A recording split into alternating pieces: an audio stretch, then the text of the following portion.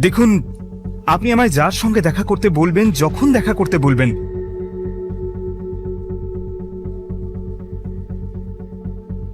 আমি করতে রাজি আছি। কিন্তু আমার আরো দুটো শর্ত আছে, সেই শর্তগুলো আপনাকে মানতে হবে। দেখুন, আমার প্রথম শর্ত হলো আমায় যত তাড়াতাড়ি সম্ভব ডিজাইনার অভিষেক পালের লেহেঙ্গা কিনে এনে দিতে হবে, আর সেই লেহেঙ্গার দাম যেন হয় 1 কোটি টাকা। আর আমার আর একটা শর্ত আমি মেসেজ করে পাঠাচ্ছি, সেটাও কিন্তু খুব ইম্পর্টেন্ট। এই শর্ত দুটো ফুলফিল হলেই আমি আপনার সব কথা শুনবো। নির্মাল্য ফোন রাখতেই ওই ফোনে একটা মেসেজ আসে, ওর মিটিং করতে যাওয়ার location golden city. Golden city শুধু কলকাতার না, ইন্ডিয়ার অন্যতম গুরুত্বপূর্ণ বড় লোকদের সোসাইটি। সেখানে নির্মাল্য কার সঙ্গে মিটিং করতে যাচ্ছে? নির্মাল্য কি লুকোচ্ছে সবার থেকে? আরে আপনি কি বস দুনিয়াজার বসের নির্মাল্য? জানেন নির্মাল্য কি করেছে? নির্মাল্য বিপ্লবের মুখোশ খুলে দিয়ে সবার সামনে ওর সত্যিটা বলে দিয়েছে। এইবারে নির্মাল্যকে আর বিপ্লব জ্বালাবে না। পকেট এফএমের সব থেকে ভালো গল্প বস দুনিয়াজার বসে, আপনি শোনেননি? আপনিও শুনুন, হেভি গল্প, একেবারে টান টান, ছাড়া যাবে না। আপনিও পকেট এফএম ডাউনলোড করে নিন। আমরা কি যেতে পারি? হ্যাঁ, সরি, আমি একটু বেশি বলে ফেলেছি না? আসলে গল্পটা এত ভালো না। চলুন চলুন। শহরের সব বড় লোক পরিবার এই গোল্ডেন সিটিতে থাকে। এখানে বড় বড় ইন্ডাস্ট্রিয়ালিস্ট, অ্যাক্টর, অ্যাক্ট্রেসদের আসা যাওয়া লেগেই থাকতো। নির্মাল্য এখানে কি করছে সেটাই আসল প্রশ্ন। ওর সাধারণ শার্ট প্যান্ট পরেই ভেতরে ঢুকতে যাচ্ছিল। এই ভিখারি, ভেতরে যাচ্ছিস কি রে? কে তুই? জানিস সেখানে কারা থাকে? তুই কার অনুমতিতে ভেতরে যাচ্ছিস? দেখুন, আমার ভেতরে একটা মিটিং আছে, আমায় যেতে দিন। আমায় ডাকা হয়েছে এখানে। তাই বুঝি? কে ডেকেছে তোকে শুনি? বেরো এখান থেকে। আরে আমার সত্যি ভেতরে মিটিং আছে, চলুন। আমার সঙ্গে আপনি। সিকিউরিটি গার্ড কোনো কথাই শোনে না, নির্মাল্যকে ধাক্কা দিয়ে বের করে দিতে চায়।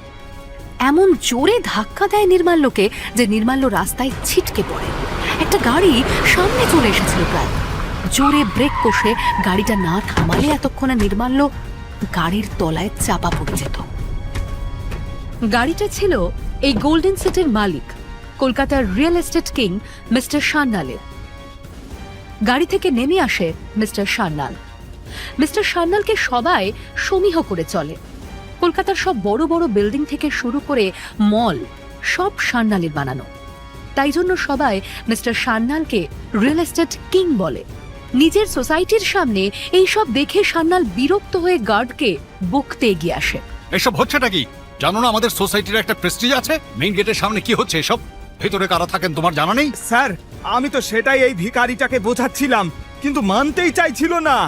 খালি বলে ওর নাকি মিটিং আছে। নির্মাল্য স্যার, আপনি এখানে? সো সরি স্যার, আপনি আমায় আগে বলবেন তো আপনি আসছেন। আমি তাহলে নিজে আসতাম আপনাকে আনতে। তুমি জানো উনি কে? উনি শহরের সবচেয়ে বড় ইন্ডাস্ট্রিয়ালিস্ট।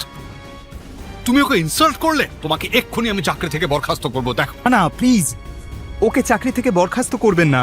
আসলে এখন আমার যা অবস্থা, তাতে যে কেউ আমাকে ভিখারি ভাববে। এতে ওর কোনো দোষ নেই। স্যার, আপনার সঙ্গে তো 4 বছর আগেও দেখা করেছিলাম আমি। এখন কি এমন হলো আপনার?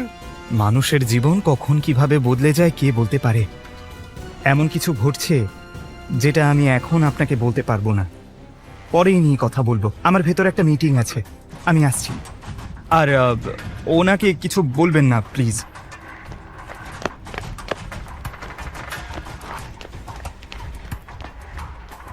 এই ভিখারির মতো লোকটা বড় ইন্ডাস্ট্রিয়ালিস্ট কি করে হতে পারে? নির্মাল্য ভেতরে ঢুকে আসে। ভেতরে বিজনেস মিটিং হচ্ছে। নির্মাল্য চারিদিক দেখে ভালো করে। একটা লোককে দেখে চমকে উঠে তাড়াতাড়ি নিজেকে আড়াল করে নেয়।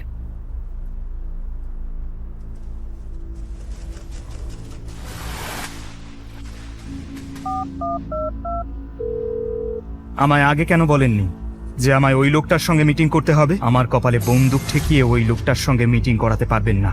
200 কোটি তো দূরের কথা, 200 টাকার ডিলও আমি ওই লোকটার সঙ্গে করব না। এই লোকটা কে ছিল? নির্মাল্য ওকে এত কেন ভয় পাচ্ছিল? নির্মাল্যকে কেন এই লোকটার সঙ্গে মিটিং করতে পাঠানো হয়েছিল? নির্মাল্যর আসল পরিচয় আসলে কি?